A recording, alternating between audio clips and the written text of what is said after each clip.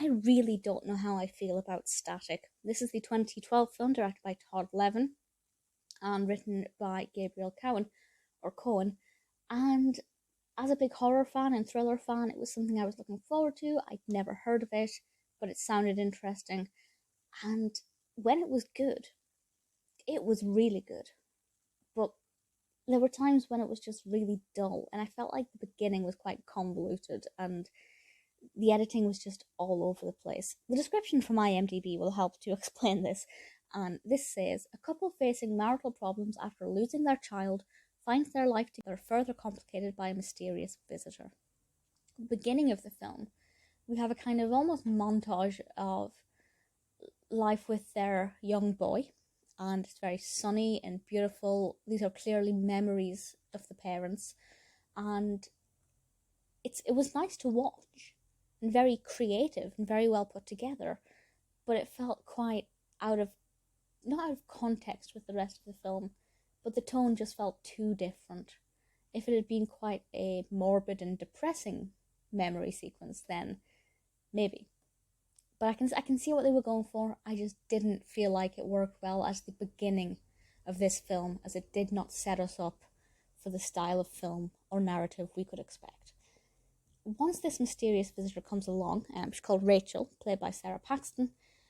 She's pretty brilliant, because I didn't know what to think about her, whether or not she could be trusted, and obviously as the narrative develops we get to make up our own mind about that. I really liked Addie, played by Sarah Shahi, and her husband Jonathan, who is Milo Ventimiglia. I think as a couple, they worked really well, very believable. Rachel as a character, I just thoroughly enjoyed. I thought she was great. Brilliant performance as well.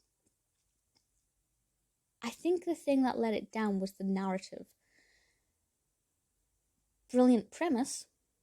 It's got a tagline, if you hear them coming, you're already dead, which is very mysterious. And, it makes me want to know, first of all, if these men were real that Rachel was talking about, and second of all, if they are real, what are their intentions?